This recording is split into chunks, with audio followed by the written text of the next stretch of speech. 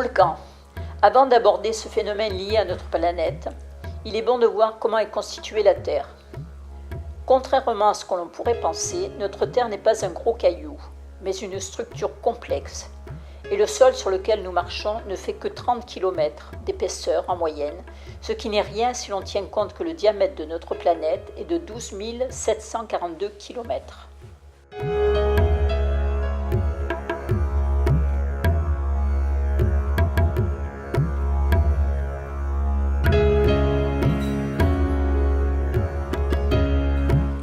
Le reste, hormis le noyau, est constitué de différents étages, plus ou moins visqueux. Pour commencer, on trouve la croûte continentale solide, essentiellement granitique, et la croûte océanique, elle, basaltique. Le manteau supérieur est moins visqueux que le manteau inférieur. Le manteau inférieur, des cellules de convection du manteau, sont de la matière en mouvement lent, dit courant de convection, et sont à l'origine de la dérive des continents et de la formation des volcans.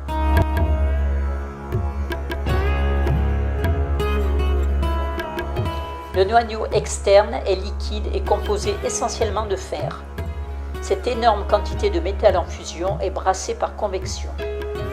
Le noyau interne est une boule solide essentiellement métallique, 80% d'alliage de fer et 20% de nickel. Sa température est supérieure à 6000 degrés.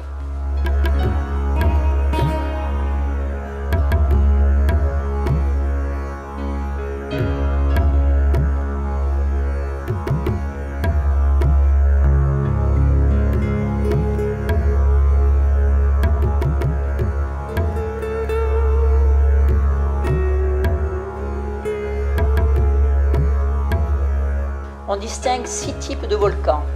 Ceux de type hawaïen, l'essentiel de leur activité se réduit à l'émission de coulées de lave très fluides et relativement pauvres en gaz.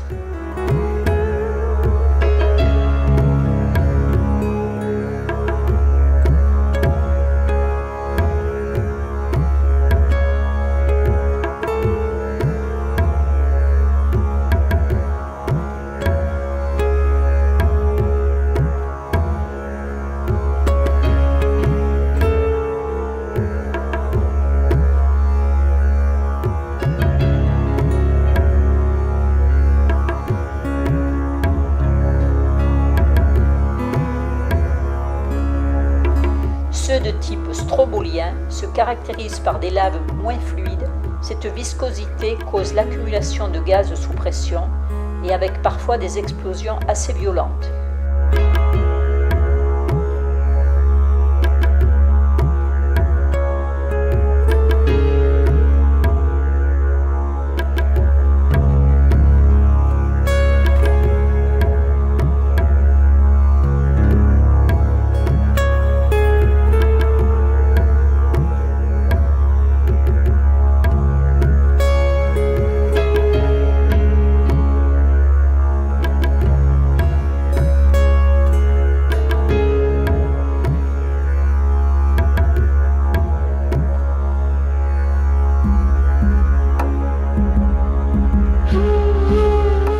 Ceux de type péléen, de loin les plus dangereux, car ils sont d'ailleurs surnommés les tueurs. Le plus souvent, une explosion très violente fait sauter l'ancien cratère, libérant des nuées ardentes, énormes masses de gaz surchauffés et de cendres.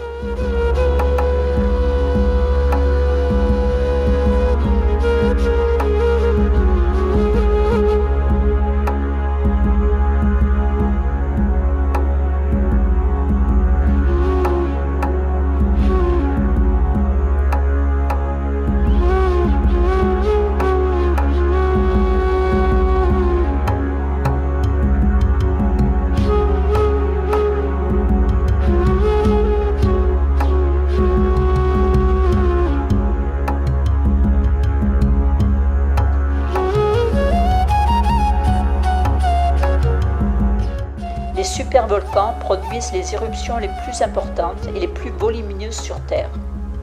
L'intensité de ces explosions varie, mais est suffisante pour créer des dommages considérables à l'échelle d'un continent et avoir des effets cataclysmiques pour le climat et la vie sur la Terre.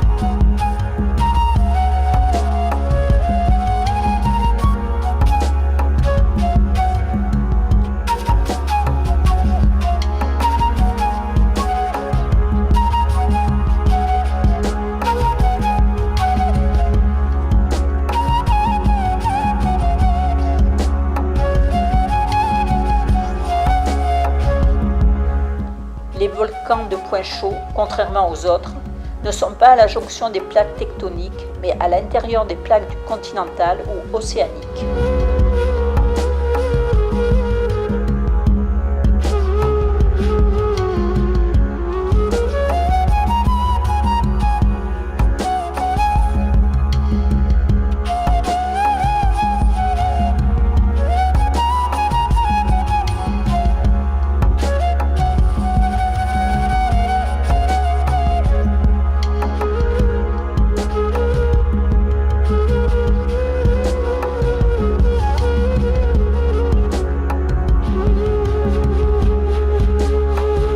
Certains volcans en Afrique, par exemple, Nyiragongo et l'Erta Ale en Éthiopie, sont des lacs de lave permanents.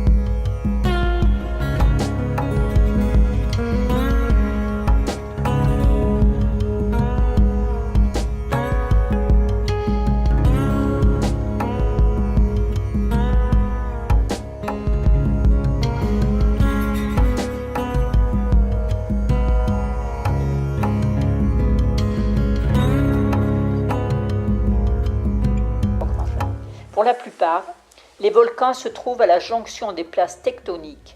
La plus grosse concentration est sur la ceinture de feu du Pacifique.